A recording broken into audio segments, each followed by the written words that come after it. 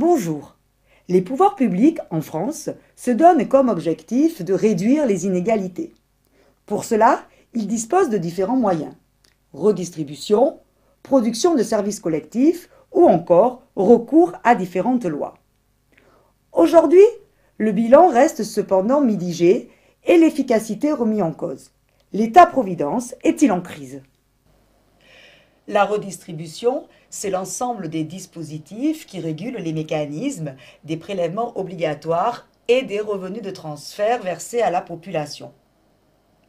Il en existe deux types, l'horizontale et la verticale. La redistribution horizontale est celle qui assure et agit selon une logique de l'assurance. Elle est principalement financée par les cotisations sociales et assure l'individu contre les risques de l'existence, la maladie ou encore le chômage.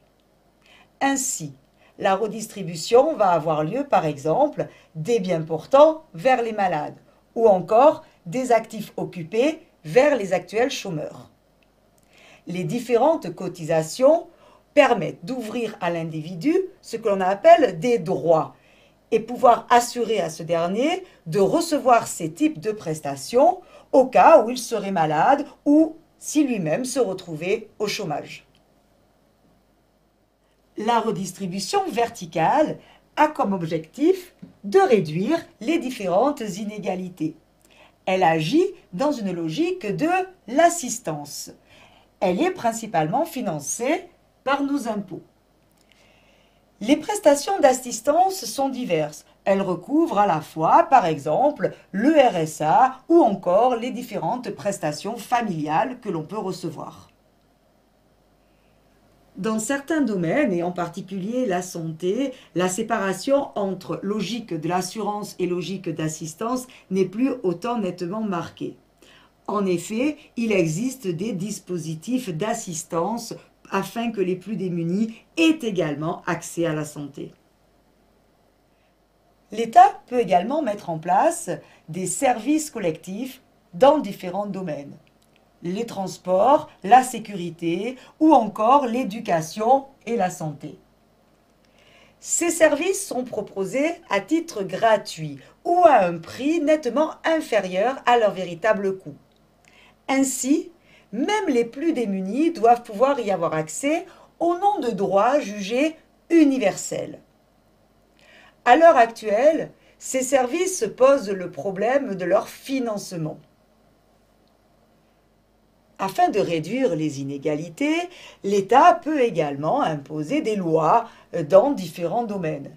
Par exemple, dans le domaine du handicap. Le problème étant le coût financier des mesures qui sont préconisées. L'État peut également mettre en place des mesures de discrimination positive.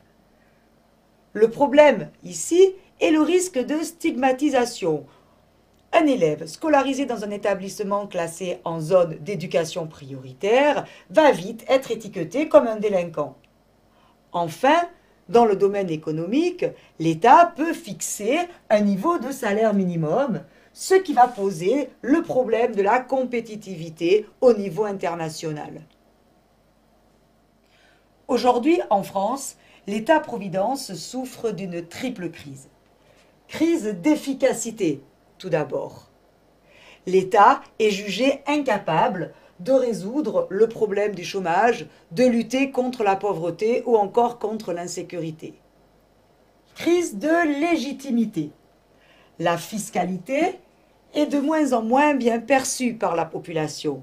Pour les libéraux, elle apparaît comme une désincitation au travail. Enfin, l'État-providence connaît une véritable crise de financement. Le déficit de la sécurité sociale devient chronique. Et enfin, les critères de Maastricht imposent de réduire le déficit budgétaire au niveau de 3% du PIB.